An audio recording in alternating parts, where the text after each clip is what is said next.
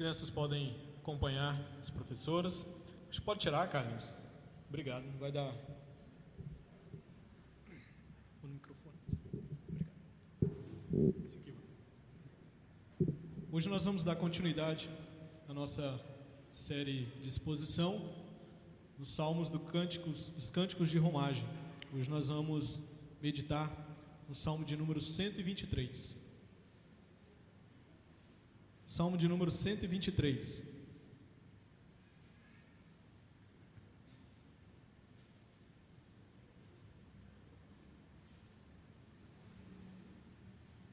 Esse é mais um dos Cânticos de Romagem. Hoje nós iremos ver o quarto dessa coletânea de 15 salmos. Salmo de número 123, do verso 1 até o verso 4.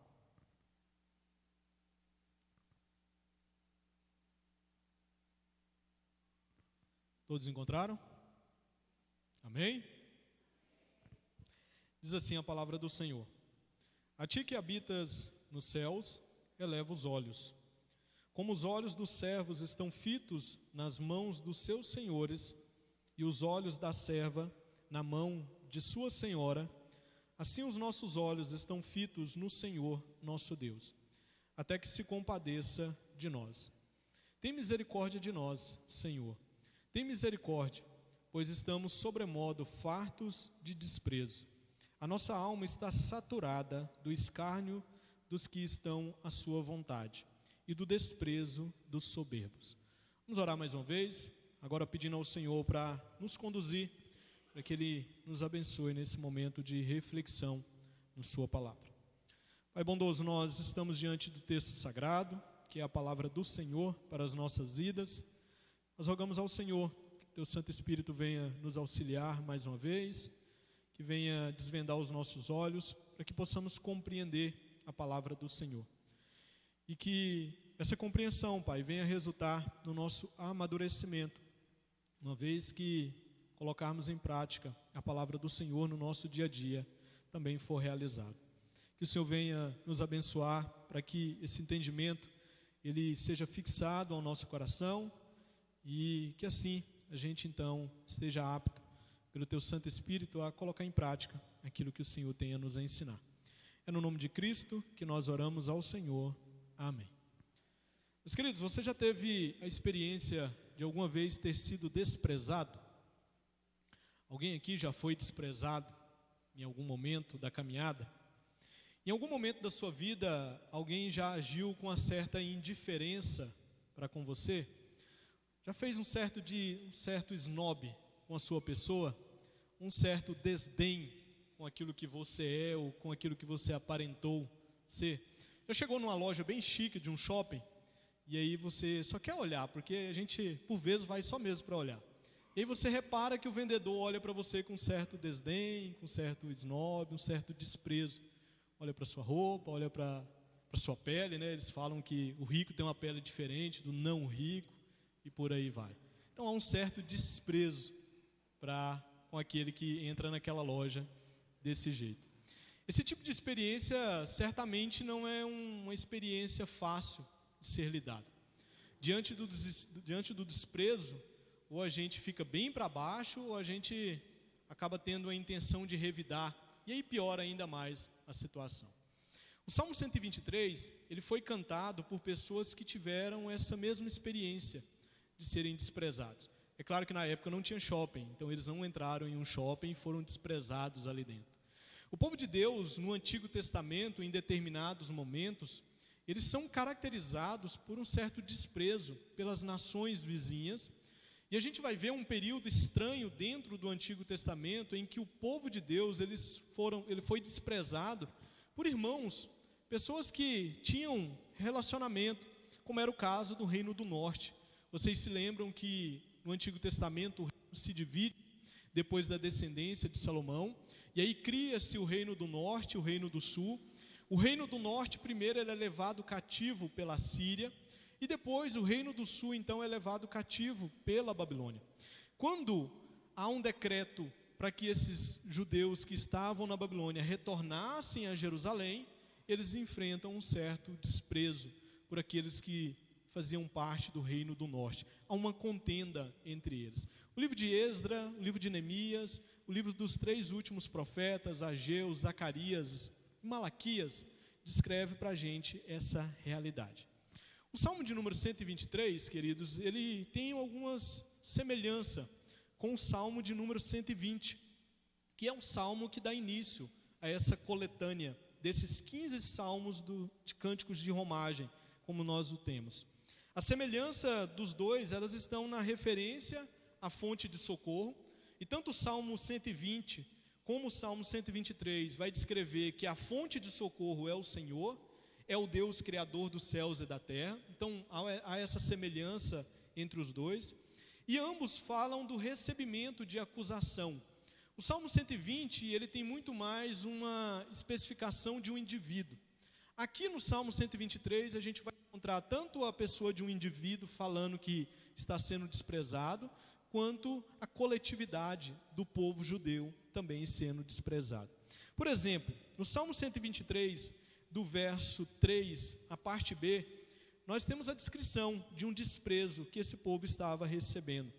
A parte B do verso 3 e o verso 4 diz assim: pois estamos sobremodo fartos de desprezo. Verso 4, a nossa alma está saturada do escárnio dos que estão à sua vontade e do desprezo dos soberbos.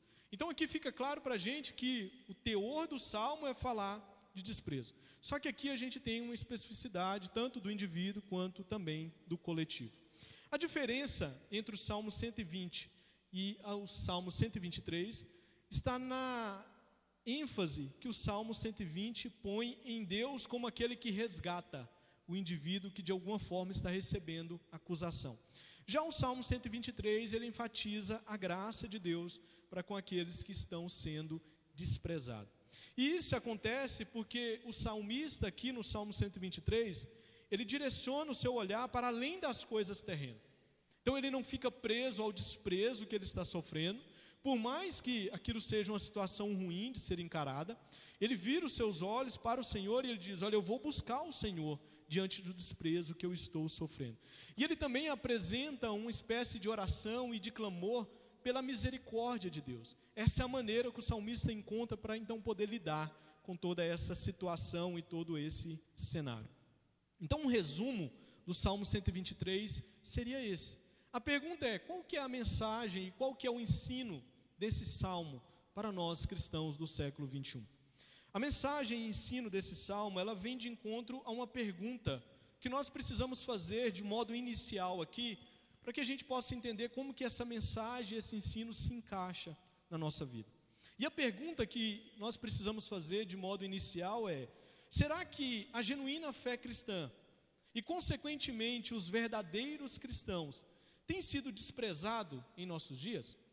E aí vocês perceberam os adjetivos que eu coloquei. Eu falei de genuína fé cristã e eu falei de verdadeiros cristãos. Será que de alguma forma há perseguição para a fé cristã e há perseguição para os verdadeiros cristãos? Meus irmãos, a resposta que nós deveríamos dar a essa pergunta é que sim. Há uma certa perseguição para a fé cristã e uma certa perseguição para os verdadeiros cristãos. É claro, tenho frisado isso aqui por vezes, que a nossa perseguição nos nossos dias não é uma perseguição física, ainda não é, mas a gente encontra em outros países irmãos que compartilham da mesma fé que estão sendo perseguidos fisicamente. A nossa perseguição no Brasil, ela é descrita como uma perseguição da qual esse mundo, essa sociedade brasileira, que é desprovida de muitos valores e de temor ao Deus do cristianismo, eles acabam da afronta contra o povo de Deus. O reverendo Francisco Macena, ao escrever sobre esse salmo, ele diz que a nossa atual sociedade, que é uma sociedade caracterizada pela pós-modernidade, e ela é caracterizada por ser uma sociedade líquida, onde não tem valores fixos, onde o valor de hoje, no amanhã, ele pode sofrer alteração, onde tudo é relativo no sentido de que a sua verdade é a sua verdade, a minha verdade é a minha verdade. Então você pode ter uma verdade acerca da família e eu posso ter uma outra verdade acerca da família. Isso é falta de solidez dos valores, porque há um certo relativismo nessa sociedade. E essa sociedade, meus irmãos, ela tem perseguido a igreja de Cristo. Ela tem perseguido de tal forma que, quando você expressa os valores bíblicos, quando você expressa os valores cristãos, por vezes você é menosprezado por essa sociedade. O que eles querem fazer? Eles querem fazer com que a religião cristã, a fé cristã, ela fique uma religião privada. Ela fique restrita a 4 paredes. Mas ao sair daqui, a gente não pode falar nada. A gente não pode dizer nada, a gente não pode falar sobre os valores que estão sendo ensinados, a gente não pode refutar, a gente não pode contrapor esses valores. Eu estou fazendo um curso de filosofia e eu tenho me deparado com esse tipo de situação ali na universidade. Tem um professor lá que ele diz claramente dentro da sala, olha, eu não sou contrário, ele se diz ateu, mas ele diz, eu não sou contrário ao cristianismo. Eu só penso que o cristianismo ele deve ficar restrito à esfera privada. É lá, vocês não podem dar palpites a nada. Dentro da esfera pública, os valores que devem reinar, e ele tem um amor pelo iluminismo, ele diz, são os valores do iluminismo, são os valores dos filósofos, dos pensadores do iluminismo. Ele diz, olha, na esfera política é melhor que a gente não tenha cristãos. Infelizmente, o nosso cenário político, pelos cristãos que estão lá, e eu não vou generalizar, era até melhor mesmo que não tivesse. Infelizmente, tem alguns lá que dão mau testemunho mesmo. Infelizmente, é essa a realidade. E aí acaba que ele tem um pouco de razão, porque eles estão lá falando coisas que realmente não fazem sentido. Então, há esse tipo de perseguição, há esse tipo de desprezo para o cristão e para a fé cristã. No sentido de que pode ser cristão, mas seja só lá na igreja. Saiu da igreja, tudo bem. Meus irmãos, sabe qual que é o maior problema? O maior problema não é esse. O maior problema é a gente encontrar, infelizmente, não raro, cristãos que vivem dessa forma. Aqui dentro da igreja ele pensa como cristão, aqui dentro da igreja a Bíblia é a sua regra de fé e prática, mas quando sai dessas 4 paredes ali, ele já pensa de uma outra maneira. O que rege a sua vida são outras normas. O Senhor da sua vida já é outro Senhor. Já é o Senhor desse século, e não mais o Senhor da igreja, não mais o Senhor das Escrituras. O ponto é que a sociedade lá fora, desprovida de valores cristãos, elas querem que a gente viva dessa forma. Mas, meus irmãos, nós somos chamados pelas Escrituras a sermos fiéis a Deus. E não sermos fiéis a Deus somente aqui no âmbito da igreja. Nós precisamos ser fiéis a Deus lá fora também.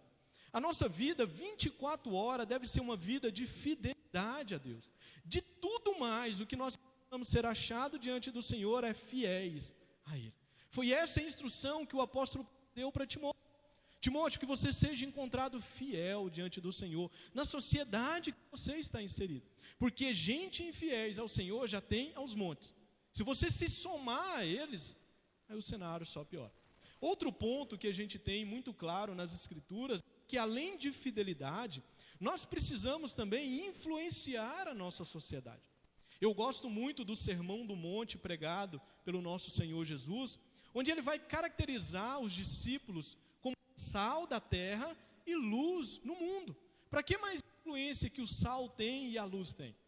Então, há esse duplo propósito na nossa atuação lá fora. Nós precisamos, no primeiro momento, ser encontrados fiéis, porque é somente em fidelidade ao Senhor que nós temos, e em um segundo momento, ser encontrados como influentes para a nossa sociedade. A pergunta, e aí mais uma precisa é, nós estamos influenciando a nossa sociedade? Será que tem sido essa maneira as nossas ações? É de influência? Será que as nossas ações são caracterizadas dessa forma? Será que nós estamos influenciando a sociedade?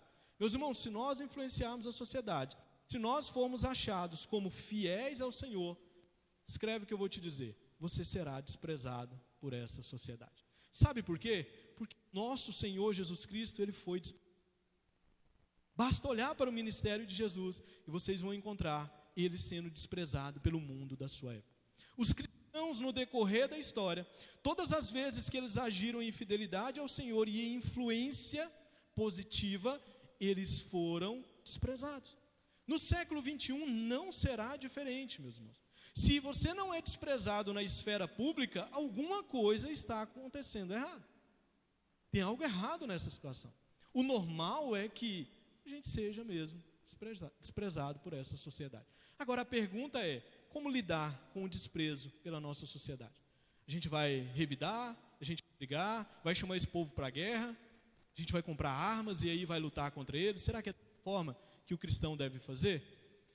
Esse texto aqui, ele nos dá algumas instruções sobre como nós devemos lidar com o desprezo, uma vez que nós somos chamados à fidelidade a Cristo, e uma vez que nós somos chamados pela Escritura a influenciar 24 horas, onde nós estivermos e naquilo que nós estivermos fazendo. Há duas posturas aqui que nós precisamos ter para saber lidar com o desprezo, pois essa é a maneira que o salmista e o povo de Deus no Antigo Testamento encontrou para lidar com o desprezo na sua época. Eu vou destacar então as duas posturas e a gente vai pensar sobre elas nessa noite. A primeira atitude ou a primeira postura que nós precisamos ter diante do desprezo é olharmos para Deus. Então a primeira postura, a primeira atitude que eu e vocês nós precisamos ter diante do desprezo é olharmos para Deus. É isso que é dito para nós no verso 1 e no verso 2 desse salmo. O verso 1 diz: a ti que habita nos céus, eleva os olhos. Como os olhos dos servos estão fitos nas mãos dos seus senhores, e os olhos da serva na mão de sua senhora, assim os nossos olhos estão fitos no Senhor, nosso Deus, até que se compadeça de nós. Nesses dois versos aqui, o que temos é a atitude de reverência do salmista para com Deus diante do seu desprezo. Diante do desprezo que ele estava sofrendo e que o povo judeu estava sofrendo. E essa atitude do salmista aqui, ela é digna de ser imitada nos nossos dias. Assim como ele fez, assim como o povo judeu fez, nós também precisamos fazer nos nossos dias. Note que ele ergue os olhos para o Senhor, pois ele sabe que é do Senhor e de mais ninguém que vem o compadecimento que nós precisamos diante do desprezo. A palavra compadecer aqui é a ideia de que ele tem empatia por aquilo que nós passamos. Ele entende muito bem a nossa situação ao ser desprezado. Então ele sabe muito bem quando o seu filho vai até ele e clama, roga a ele: pai, eu estou sendo desprezado. Então ele entende a nossa situação. E o salmista está dizendo: olha, no momento oportuno, ele vai compadecer e ele vai entender como eu tenho vivido e como tem sido difícil lidar com o desprezo e o quanto que eu preciso ser fortalecido diante do desprezo da minha época, dos povos, das nações, daqueles que estão à minha volta. Meus irmãos, por vezes, quando nós somos desprezados ou quando a gente passa por uma situação de constrangimento, o que a gente faz? A gente deixa de olhar para o local correto. Já viu a experiência de alguém ou de uma igreja cantar parabéns para vocês? O quanto que é constrangedor? Pastor, mas aqui na igreja a gente canta de vez em quando, mas é constrangedor. Você olha para a igreja e está todo mundo lá, parabéns. O que você faz? Você fica olhando para as pessoas? Você vira o olhar. Você vira. Diante do constrangimento, você vira o olhar. O salmista também virou o seu olhar, só que ele virou o seu olhar para o local certo. Ele diz: diante do desprezo, diante do constrangimento, diante do esnobe das pessoas, para onde eu vou olhar? Eu vou olhar para o Senhor. Observe no verso 2 que ele vai ilustrar essa atitude do seu olhar, recorrendo a um padrão de relacionamento que existia naquela época, do escravo e do seu senhor. Então, assim como o escravo esperava ser cuidado, ser protegido e amparado pelo seu dono, o peregrino que se aproximava diante de Deus, aqueles que estavam caminhando para Jerusalém terrestre, eles também careciam de olhar para o Senhor, para que eles pudessem encontrar do seu Senhor compadecimento na sua situação. Então o servo, o escravo olhava para o seu senhor, a fim de que o Senhor pudesse lhe socorrer diante do compadecimento. Eu sei que a realidade de escravo e senhor, ela é bem distante de nós. Por vezes o senhor, ele levantava a mão para o seu escravo para chicotear. Por vezes para direcionar, é para você fazer isso, é para você fazer aquilo. Mas toda vez que um escravo era perseguido, ele poderia ir até o seu senhor, porque das mãos do seu senhor, ele encontrava também socorro. Uma vez que o senhor não queria perder o seu escravo. Ele queria manter o seu escravo com vida, porque era muito útil para ele. O salmista recorre a esse tipo de ilustração para dizer: olha, Assim como o escravo que olha para o seu senhor e a escrava que olha para a sua senhora, a fim de obter compadecimento, nós também precisamos fazer isso diante do Senhor. Agora, meus queridos, por que o salmista vai unicamente a Deus? Por que ele não recorre ao rei da terra? Por que ele não recorre a outros senhores? No início do verso 1, a gente tem a resposta a essa pergunta. Ele recorre unicamente ao Senhor porque Deus habita nos céus. Ou seja, ele recorre àquele que está entronizado e que jamais sai do trono. Uma realidade que a igreja do século 21 e recentemente parece ter esquecido. O nosso Deus continua no trono. E o salmista está dizendo, olha, a ti que habita nos céus, eleva os olhos. Eles sabiam, o povo judeu sabia que eles estavam recorrendo àquele que estava sentado no trono, aquele que é soberano, aquele que é o Criador de todas as coisas, aquele que é bendito, aquele que é glorioso, aquele que habita a eternidade, aquele que é maravilhoso. Por isso ele está dizendo, eu recorro a ti, porque eu sei que o Senhor habita nos céus. E mais, uma vez que o Senhor habita nos céus, eu sei que o Senhor está acima dos soberbos da terra, daqueles que estão me desprezando. Logo, há alguém superior a ele. Porque o desprezo parte de um princípio de que eu sou superior à pessoa. Por isso eu esnobo a pessoa, eu desprezo a pessoa. O que o salmista está dizendo? Quando eu olho para o Senhor que habita nos céus, eu estou olhando para aquele que é superior, aquele que está me desprezando. E nele eu encontro segurança, nele eu encontro conforto, nele eu encontro força para poder lidar com essa situação. Meus irmãos, a igreja do século 21, ela precisa entender essa realidade. A igreja do século 21, ela precisa estar atenta a essa realidade. Jamais nós podemos nos esquecer que nós estamos juntos com o salmista na mesma dependência que ele estava. A igreja do século 21, ela depende de Deus. A igreja do século 21 não depende de mais nada a não ser Deus. Pastor, mas Deus usa instrumentos. Ainda assim, nós dependemos daquele que usa instrumentos. Nós dependemos dele. Nós dependemos da providência de Deus. Nós dependemos do Deus da providência. Se ele vai prover ou não, ok. Mas nós dependemos dele. Lembra dos amigos de Daniel, Sadraque, Mesaque e Abidnego? O decreto de Nabucodonosor olha, vocês agora vão ter que se curvar diante da estátua. Toda vez que for tocado aí, vocês vão ter que se curvar. Se não, fogueira. Eles viraram e disseram, olha, não, a gente não vai se curvar. Pode tocar quantas vezes quiser, a gente não vai se curvar. Tá, mas então vocês serão levados para a fogueira. Será que Deus vai libertar vocês dessa fogueira? Eles viraram para o rei e disseram, olha, se Deus vai libertar ou não, ok, mas a gente não vai se curvar. Eles sabiam de quem eles dependiam mesmo. Se Deus iria agir favoravelmente a eles ou não, ainda assim, o indicado é continuar dependendo do Senhor. A igreja do século 21 precisa aprender disso. Nós continuamos dependendo unicamente do Senhor. É Deus, meus irmãos, quem dirige os nossos passos. É Deus quem nos sustenta, é Deus quem nos guarda, é Deus quem nos fortalece. É Deus que é o nosso socorro bem presente na tribulação. É Deus que nos socorre quando nós somos desprezados também. É Deus que nos socorre quando nós somos constrangidos por causa da fé cristã. Por causa da nossa profissão pública, não só aqui para o âmbito da igreja, mas fora dessas quatro paredes, que nós cremos no Senhor e Salvador Jesus Cristo, e que nós confiamos somente nele. O salmista ele diz, olha, é a ti que habita nos céus, que eu elevo os meus olhos, é a ti que eu busco, é a ti que eu vou em busca de força para poder lidar com o desprezo. Essa atitude do salmista aqui, ela também é expressa em Hebreus 4, verso 16, que foi um texto que a gente refletiu recentemente, onde no verso 16, o escritor aos Hebreus diz que para que nós continuemos firmes, confessando a nossa confissão em Cristo, nós precisamos fazer uso de um recurso. Qual que é o recurso que é colocado lá em Hebreus 4,16? Ele diz, vocês têm um trono, mas não é um trono qualquer, vocês têm um trono de graça. E vocês podem ir nele confiadamente para obter socorro, para obter graça, para obter misericórdia em momentos oportunos.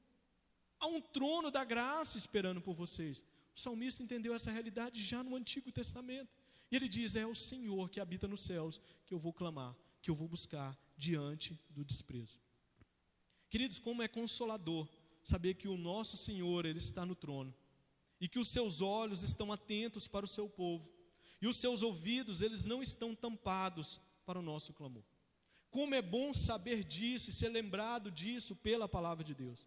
O nosso mundo, ele é um local de habitação de soberbos, mas o nosso Senhor, Ele está acima deles.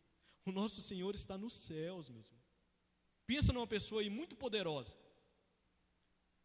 Pensa no rei lá, no presidente da Rússia, né, o Putin, ele é extremamente poderoso. Tem alguém que é muito mais poderoso do que ele. É o nosso Deus. Pensa num rei bem poderoso aí. O nosso Deus que está acima dele. Como é bom saber dessas realidades. Como é bom saber dessa verdade. Aqui, queridos, nós temos uma bela lição. Porque os peregrinos, aqueles que estavam caminhando no Antigo Testamento, e eles iam pelo menos 3 vezes por ano a Jerusalém, para que eles pudessem cultuar o Senhor em coletividade, em comunidade. Eles iam cantando essa verdade, para que essa verdade pudesse ser ouvida, para que essa verdade pudesse ser fixada no coração daqueles que estavam na caminhada. Nós estamos também na mesma caminhada, não mais para Jerusalém terrestre, mas para Jerusalém celestial. E nessa mesma peregrinação, nós precisamos estar cientes de que é do Senhor que nós encontramos força diante do desprezo que esse mundo pode nos oferecer. É dele e de mais ninguém. Talvez você pode até vir e clamar para o seu pastor. O seu pastor pode até compadecer de você. E o seu pastor pode até te aconselhar. Mas em última instância, meus irmãos, é de Deus que vem o fortalecimento para você. É dele e de mais ninguém. Nós precisamos ter isso muito claro na nossa mente no decorrer da caminhada. Meus irmãos, nós precisamos aprender a confiar nesse Senhor. Foi assim que os primeiros cristãos faziam quando eles eram perseguidos. O que nós temos aqui? Ao invés de revidar o desprezo, esse povo compôs um salmo e esse povo cantava esse salmo. O que os nossos irmãos, ali no primeiro século da era cristã, faziam quando eles eram perseguidos, quando eles eram desprezados? Eles cantavam ao Senhor. Eles eram colocados na arena do Coliseu e algo espantava as autoridades e o público ali daquela arena. Soltavam os leões e o povo cantava. Os cristãos cantavam as verdades de Deus, morriam cantando ao Senhor. Nós precisamos, meus irmãos, fazer isso nos nossos dias. As verdades de Deus, elas precisam ser fixadas no nosso coração, seja pelo cântico, seja pela pregação. Nós precisamos entender que a igreja do século 21, assim como o povo do Antigo Testamento, depende unicamente de Deus. Se o cenário vai piorar, que piore, nós dependemos do Senhor. A igreja ainda continua dependendo do Senhor. O dia que ela passar a depender de outra pessoa, ela está fadada ao fracasso. Ela deixou de ter o Senhor, Deus de Abraão, de Isaac e Jacó, como Senhor dela. E ela está fadada ao fracasso. O salmista aqui, então, ele diz, olha, clama ao Senhor, eleva os meus olhos para o Senhor, o que habitas nos céus. A segunda atitude que nós temos aqui é a de, em oração, clamarmos pela misericórdia de Deus. Então, se num primeiro momento nós devemos olhar os nossos olhos, direcionar os nossos olhos para o Senhor, em um segundo momento, diante do desprezo, diante de qualquer tipo de perseguição, diante de qualquer tipo de afronta que a gente venha receber pela nossa profissão pública de fé na sociedade, nós precisamos orar ao Senhor e clamar por misericórdia a Ele. Os versos 3 e 4 destacam essa realidade. Acompanhe comigo aí. Tem misericórdia de nós, Senhor, tem misericórdia, pois estamos sobremodo fartos de desprezo.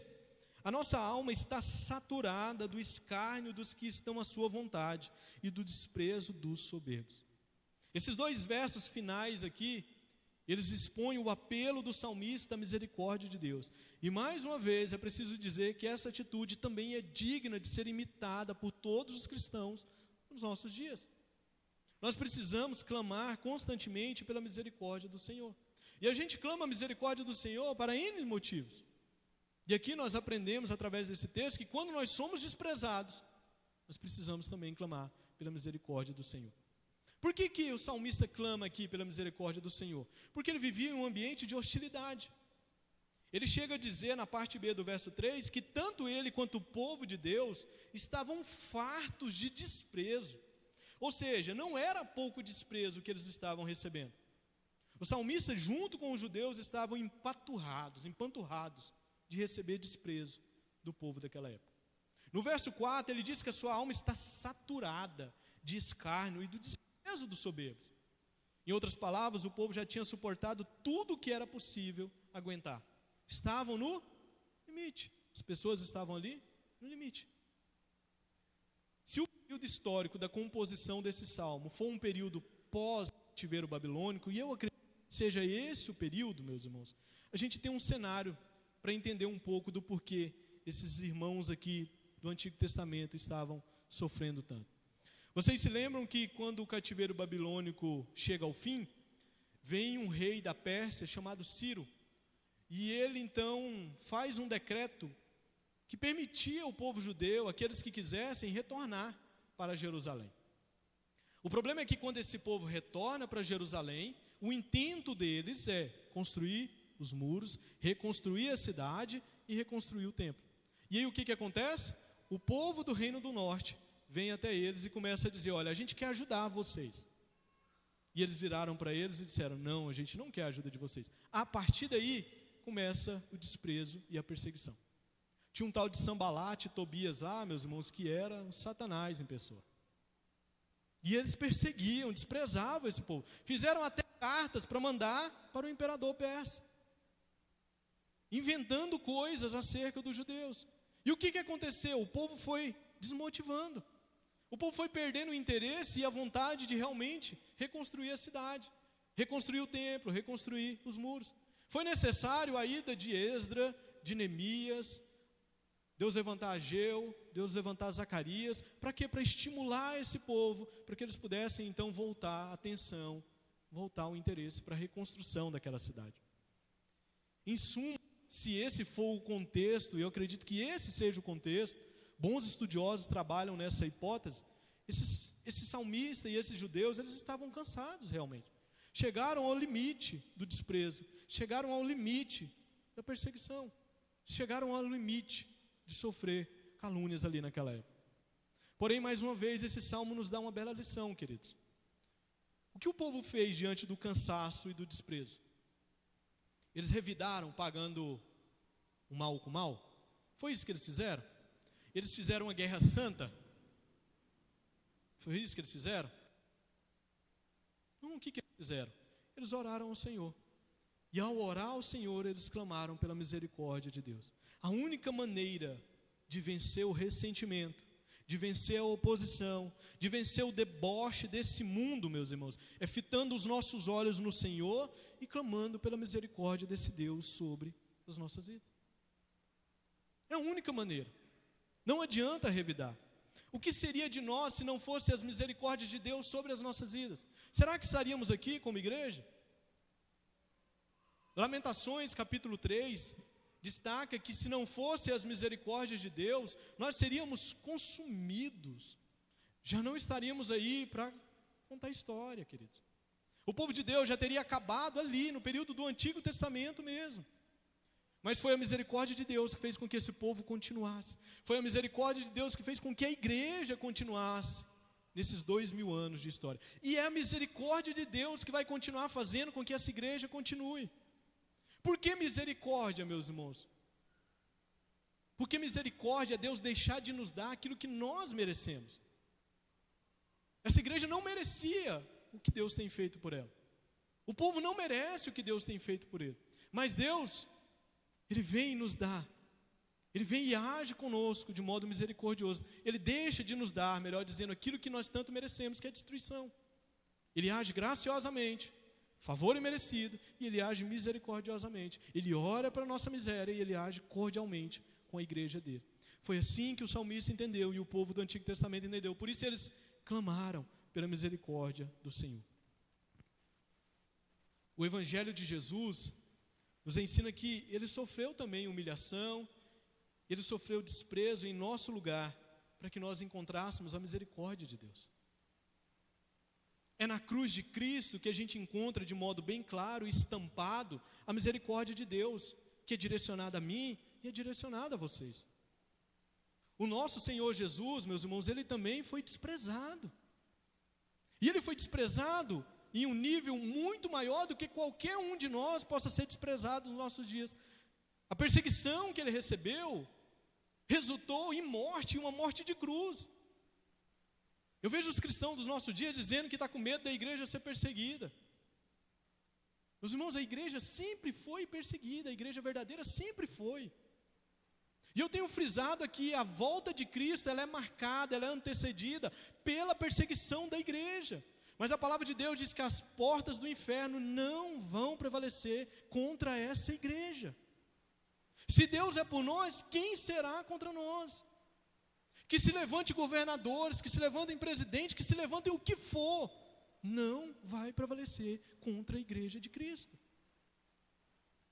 Jesus foi extremamente perseguido, e isso resultou em cruz. Isaías capítulo 53, verso 3, expressa para nós de modo vívido o desprezo de Jesus.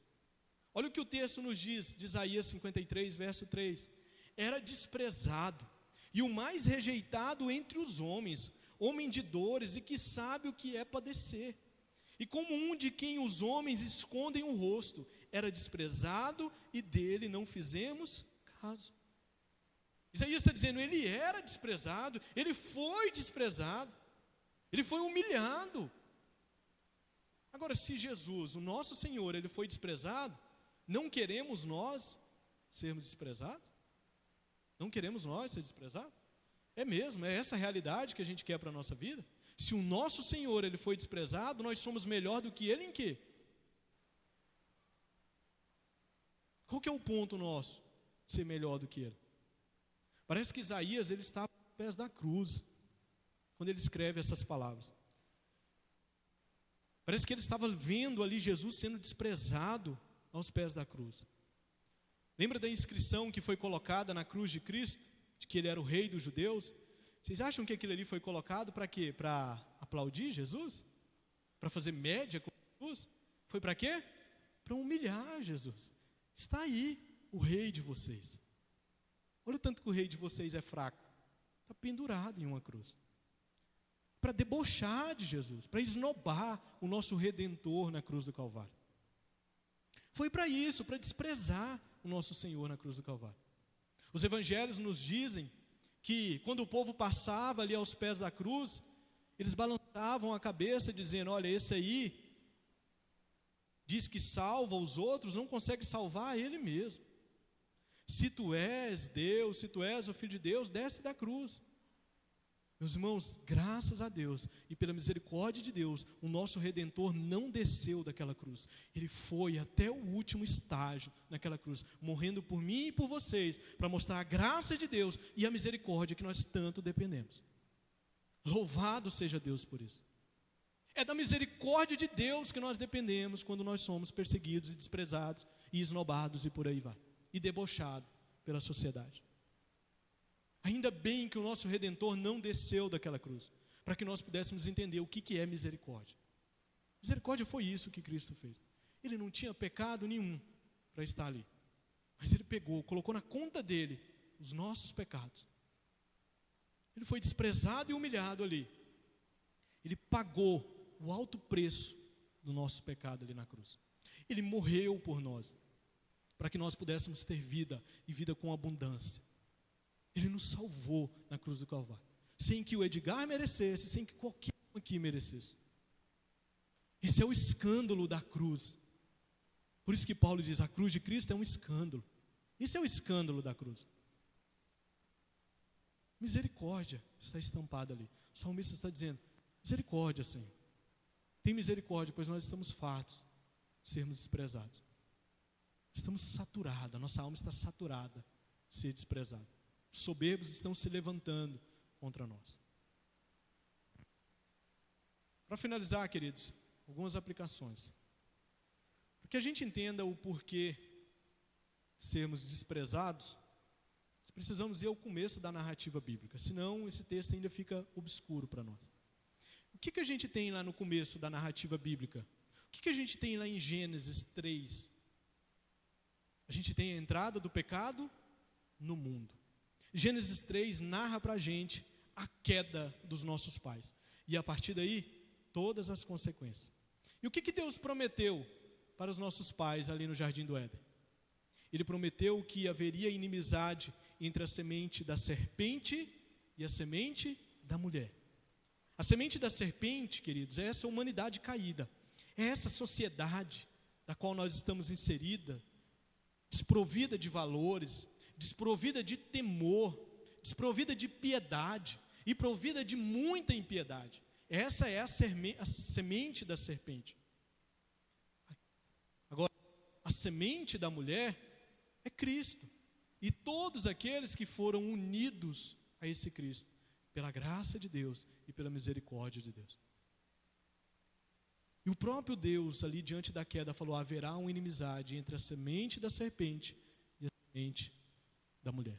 Ou seja, haverá uma inimizade entre aqueles que não são de Deus com aqueles que são de Deus.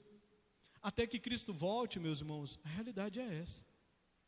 Não espere outra realidade para o povo de Deus. É perseguição mesmo, é desprezo mesmo. Eles fazem parte de uma outra semente. A semente que eles fazem parte é da serpente. São filhos do mal mesmo. Agora, aqueles que estão em Cristo, da semente da mulher que é Cristo, estão unidos a Cristo, eles viverão em inimizade com esse povo. Então, queridos, por causa da nossa identificação com Cristo, muitas vezes nós seremos objetos de ódio desse mundo. E se não estivermos sendo vistos dessa forma, alguma coisa está errada. A igreja está perdendo a sua capacidade de agir com fidelidade e de influenciar, de ser sal e ser luz. O natural das coisas é ser odiado mesmo. É isso mesmo. Eu não quero ser alarmista aqui e nem pessimista, mas eu acredito firmemente que esse cenário, ele vai piorar até que Cristo volte. Ele vai piorar após dia, independente de quem fique no trono, independente de quem fique no poder, ele vai piorar, ele vai. É bíblico essa realidade. De alguma forma essa igreja será odiada. Stephen Wiley, em um livro chamado Saudades de Casa, ele afirma que há de chegar um tempo em que a sociedade, de forma geral, vai nos tratar com desprezo. E isso vai acontecer porque gradualmente a nossa posição em qualquer assunto referente à ética está sendo rotulado como ódio. Ele continua dizendo: olha, falar contra o pecado é ódio da igreja. Se a igreja fala contra o pecado, é ódio da igreja. Desafiar aqueles que permanecem obstinadamente no pecado é chamado de ódio. Apoiar a vida é odiar as mulheres, quando elas dizem que o corpo é meu e eu faço o que eu quiser com o meu corpo. Agora o coitadinho do bebê que está lá no ventre, o corpo é dele, ele não pode fazer o que ele quer com o corpo. Quando a gente diz que isso é pecado e é errado, o que eles falam? A igreja odeia as mulheres. Vocês têm ódio pelas mulheres. Apoiar o casamento de um homem com uma mulher, para eles lá fora, é odiar os homossexuais. Vocês odeiam os homossexuais. Vocês não amam como vocês dizem que amam. Porque para eles, se ama, pode tudo. É uma revolução afetiva dos nossos dias. Se há amor, tudo pode. Daqui um dia, o pedófilo, ele vai usar isso como argumento com a criança. Ele vai dizer: eu abuso da criança porque eu amo a criança. E aí a gente tem que ficar calado então. Porque se tem amor, tudo pode. Não é esse o princípio? Se há amor, tudo pode. Não, queridos. Não é esse o princípio. Onde que esse amor está sendo direcionado? A gente precisa ver a estrutura desse amor, funcionalidade dele. Por qualquer coisa, nós somos rotulados por intolerantes, quadrados, retrógrados e por aí vai. E que continuem fazendo isso, meus irmãos. Que continue, porque se eles continuarem fazendo isso, é sinal que a igreja está agindo em fidelidade. E é uma igreja que está procurando influenciar, continuando sendo sal e sendo luz para esse mundo. Que continuem desprezando o povo de Deus. Agora, o que nós precisamos fazer? Nós estamos na peregrinação. Nós estamos como esses irmãos do Antigo Testamento. Nós estamos peregrinando também. O que é essa igreja peregrina? E aí, meus irmãos, frisem isso aqui. Essa igreja é peregrina. Essa pátria não é nossa. O Brasil não é a nossa pátria. É, pastor, não. A nossa pátria é novos céus e nova terra. Essa pátria aqui, ela tem o prazer de ter nós habitando nela. Por breve tempo. Mas ela não é a nossa pátria final. A nossa pátria é novos céus e nova terra. A igreja é peregrina. Não se apegue às coisas desse mundo. Estejam com seus olhos e coração voltados para o céu. Pensem nas coisas lá do céu. Que sejam essas coisas que preencham o nosso coração. E não as coisas da terra. Porque nós estamos peregrinando. Não esqueça da característica da igreja de peregrina. Ela é uma igreja que está peregrinando. E até lá, meus irmãos, eles vão nos perseguir mesmo. Agora o que nós precisamos fazer? Continuar olhando para o Senhor, dependendo dEle, tendo Ele como Senhor da nossa vida, sabendo que é dEle que vem o recurso necessário, é dEle que vem a segurança para a sua igreja, é dEle que vem o socorro, é dEle que vem o refúgio, é dEle que vem a fortaleza, é dEle que vem a proteção que nós tanto precisamos, é dEle. E sempre clamemos pela misericórdia desse Senhor nas nossas vidas. E a gente pode continuar clamando, porque Ele já agiu com misericórdia, e Ele continuará agindo com misericórdia.